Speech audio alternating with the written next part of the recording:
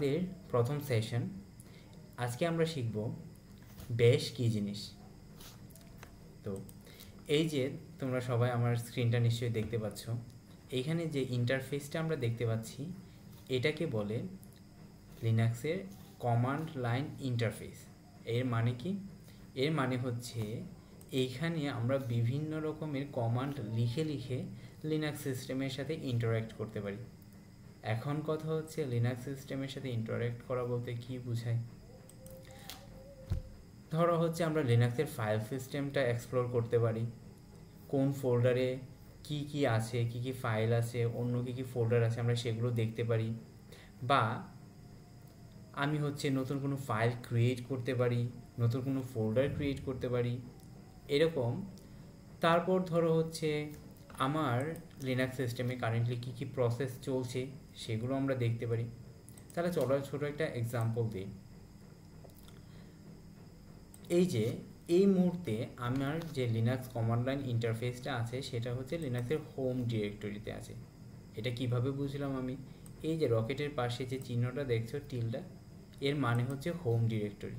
তো আমি যদি দেখতে চাই আমার এই হোম ডিরেক্টরিতে কী কী ফাইল বা কী কী ফোল্ডার আছে, সেই জন্য আমি একটা কমান্ড লিখলাম ls।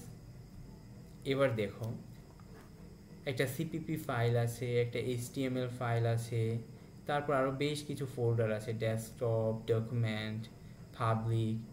তো এই জিনিসগুলো আমরা দেখতে পাচ্ছি।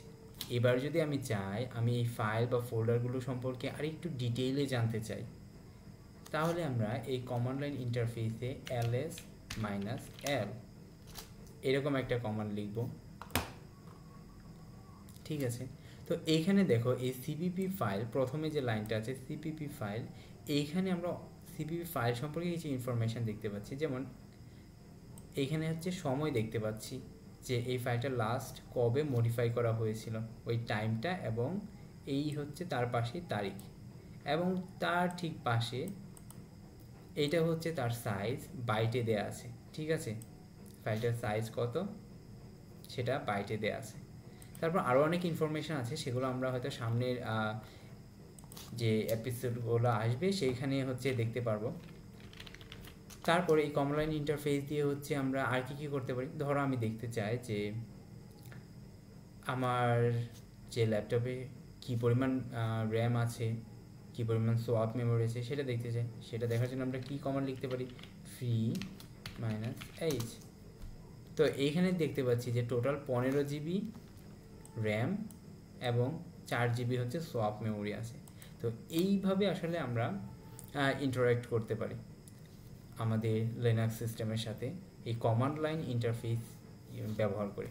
তো কথা হচ্ছে লিনাক্সে এরকম কমান্ড লাইন ইন্টারফেস তো অনেক রকমের কমান্ড লাইন ইন্টারফেস আছে, তার মধ্যে ব্যাশ হচ্ছে একটা। আমি এই মুহূর্তে যে কমান্ড লাইন ইন্টারফেসটাই ব্যবহার করতেছি তার নাম হচ্ছে ব্যাশ। এখানে আমি যে কমান্ডগুলো লিখতেছি সেগুলো মোটামুটি বলতে গেলে ব্যাশ স্পেসিফিক। ঠিক আছে, তো সেই কমান্ড লাইন ব্যাশ স্পেসিফিক কমান্ডগুলো আমি লিখে ব্যাশ কমান্ড লাইন ইন্টারফেসের থ্রুতে লিনাক্স সিস্টেমের সাথে ইন্টারঅ্যাক্ট করতেছি। তো আমরা কিভাবে আরও বেশি বেশি ইন্টারঅ্যাক্ট করতে পারি এবং লিনাক্স সিস্টেমের সাথে লিনাক্স সিস্টেমের যে অন্য আরও অনেক কমান্ডগুলো আছে যেগুলো আমরা এই ইন্টারফেস দিয়ে ইউজ করতে পারি, সেই সব সম্পর্কে আমরা সামনের পরবর্তী যে এপিসোডগুলো আসবে সেখানে জানবো। তো আজকের ভিডিও তোমাদের কেমন লাগলো, তোমরা কি ব্যাশ কী জিনিস সেটা বুঝতে পারলে কিনা কমেন্টে জানাও। আর ভিডিওটা ভালো লাগলে লাইক, কমেন্ট, শেয়ার করো, সাবস্ক্রাইব করো। ধন্যবাদ সবাইকে।